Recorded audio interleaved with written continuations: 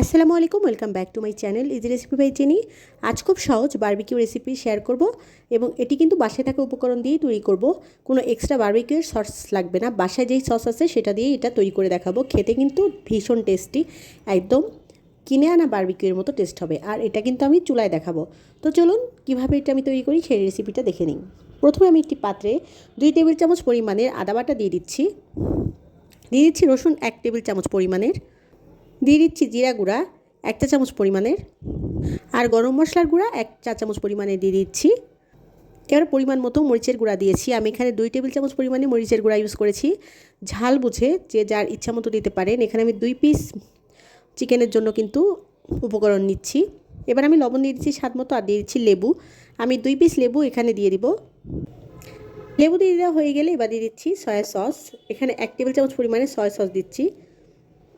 দিয়ে দিচ্ছি tomato sauce, এটাও 1 টেবিল চামচ পরিমাণে দিয়ে দিচ্ছি। এবার দিয়ে দিচ্ছি গোলমরিচের গুঁড়া। মরিচ ক্র্যাশার দিয়ে আমি এখানে প্রায় 1 চা চামচ পরিমাণে গোলমরিচ দিয়েছি। গোলমরিচ দিলে কিন্তু স্বাদটা অনেক সুন্দরভাবে মাংসের মধ্যে ঢুকে যাবে। এবার একটু খুব ভালো করে সবগুলো মিক্সড করে নিচ্ছি। মশলাগুলো মিক্সড করা হয়ে গেলে আমি এখানে তেল দিয়ে দিচ্ছি 1 টেবিল চামচ পরিমাণের। এরপর আগে থেকে ধুয়ে পরিষ্কার করে কেটে রাখা চিকেনটা দিয়ে দিচ্ছি। চিকেনটা কিন্তু এভাবেই কেটে দিতে হবে, তাহলে মশলাটা খুব ভালো করে ভেতরে ঢুকবে। চিকেনটার গায়ে এখন খুব ভালো করে মশলাটা আমি উল্টে পাল্টে একটু সময় নিয়ে মাখিয়ে নিচ্ছি।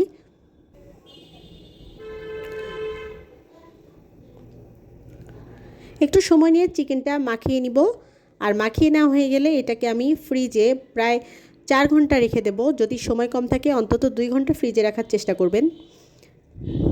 তো ফ্রিজে 2 ঘন্টা এটা রাখার পর আমি একটি পাত্রে সামান্য তেল দিচ্ছি। খুব বেশি তেল দেব না, সামান্য তেলের মধ্যে আমি চিকেনটা দিয়ে দিচ্ছি। চিকেন দুটো দিয়ে দেওয়ার পর চুলার আঁচটা কিন্তু একদম রাখবো, লোতে রেখে এটাকে আমি আস্তে আস্তে ভেজে নেব। আর একটা ব্রাশ অথবা চামচের সাহায্যে মশলাটা চিকেনের গায়ে খুব ভালো করে মিক্সড করে দেব, যেন মশলাটা ভেতরে ঢোকে। এভাবে অনেক সময় নিয়ে খুব লো আঁচে আমি এটাকে 1 ঘন্টার মতো কুক করে নেব উল্টে পাল্টে। দেখুন এভাবে আমি উল্টে দিচ্ছি 2টা চামচের সাহায্যে। একটা সাইড খুব সময় নিয়ে ভাজলে জিনিসটা একটু রক্ত থাকবে না, খুব সুন্দরভাবে এটা কুক হয়ে যাবে। কিছুক্ষণ পরপর এটা উল্টে দেব যাতে ঠিকঠাক এটা সব জায়গায় তাপটা পায়। উল্টে পাল্টে খুব ভালোভাবে প্রায় 1 ঘন্টার মতো সময় লেগেছে আমার এটা কুক হতে। যখন একদমই মনে হবে যে এটা হয়ে গেছে, দেখলেই বুঝতে পারবেন, সেই পর্যায়ে এটাকে আমি নামিয়ে ফেলবো। আর আরেকটা জিনিস যেটা ভিডিওতে আমার স্কিপ হয়ে গিয়েছে, এটা নামানোর আগে একটি ছোট্ট বাটিতে একটু কয়লার টুকরো ধরিয়ে তার মধ্যে একটু ঘি ঢেলে এটা ঢেকে রেখেছিলাম, তাহলে এটা একটি স্মোকি ফ্লেভার আসে। এটা অপশনাল, এটার স্বাদ বাড়ানোর জন্য জাস্ট করা। তো যাই হোক, এটা তন্দুর বা ফ্রাইড রাইস যেটা যে যা পারে তাই দিয়ে খেতে কিন্তু ভীষণ মজা লাগে। দেখলেন তো কত সহজে বাসায় এটা তৈরি করা যায় কম উপকরণে। Thank you for watching. আল্লাহ হাফেজ।